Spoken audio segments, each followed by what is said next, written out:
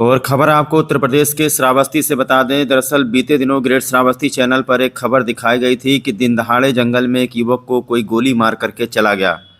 गोली उसके कनपटी और आंख पे लगी थी। फिर उसे भिनगा अस्पताल में भर्ती कराया गया था। उसके बाद में उसकी हालत को गंभीर देखते हुए लखनऊ ट्रामा सेंटर रिफ़र किया गया था, जहां पर इलाज के दौरान उसकी मौत हो गई।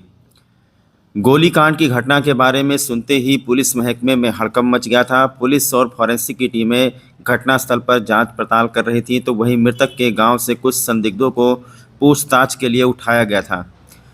पूछताछ में मृतक के भाई तौफीक ने बताया था कि उसके भाई को कोई गोली मार करके जंगल में फरार हो गया है।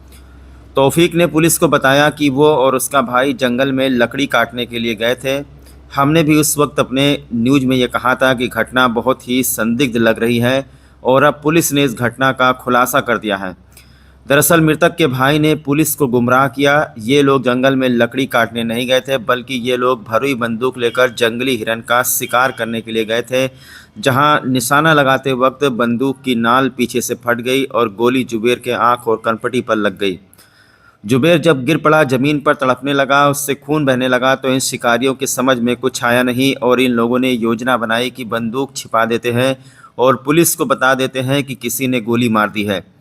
ये लोग डर गए कि पुलिस को क्या जवाब देंगे कि बंदूक कहाँ से आया और कारतूस कहाँ से आया, ऊपर से जंगली जीव का शिकार। इन सारी चीज़ों को छिपाने के लिए सारा षड्यंत्र 3-4 लोगों ने मिल करके रचा था। एक कहावत आप लोगों ने सुनी होगी कि शिकारी खुद ही शिकार हो गया।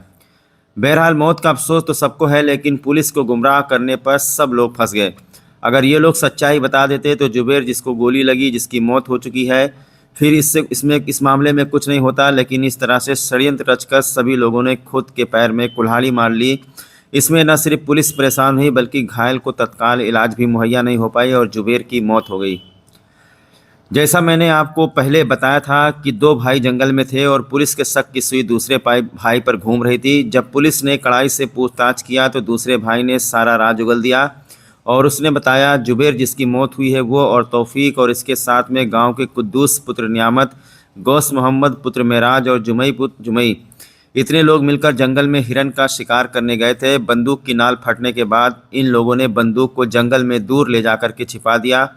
अभियुक्तों की निशानदेही पर पुलिस ने वो बंदूक भी बरामद कर लिया है, जिसकी नाल पीछे से फटी हुई है, तथा मुकदमे में धारा 307, 182/120, 201, 3/25 आर्म्स एक्ट, 9/39/52/51 वन्य जीव संरक्षण अधिनियम की बढ़ोतरी की गई है।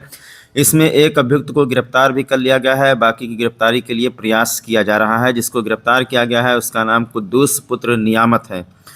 तो देखा आप लोगों ने किस तरीके से जो मृतक है उसके भाई ने यह सनसनी फैला दी कि कोई बाइक से आया और उसके भाई को गोली मार करके चला गया। हालांकि जब पुलिस ने पोस्टमार्टम कराया तो देखा कि उसका हाथ भी जला हुआ था, जुबेर का, जिसकी मौत हुई है। और कड़ाई से पूछताछ करने के बाद सभी लोगों ने सारा राज उगल दिया कि जंगल में लकड़ी काटने के लिए नहीं गए थे, बल्कि शिकार करने के लिए गए थे। जो भरुई कारतूस होता है उसके बारे में आप जानते हैं, वो हाथ से भरा जाता है, कंपनी उसे भरती नहीं है, तो वो कारतूस कहीं पीछे से ही फट गया और नाल पीछे से ही फट गई, जिससे जुबेर की मौत हो गई।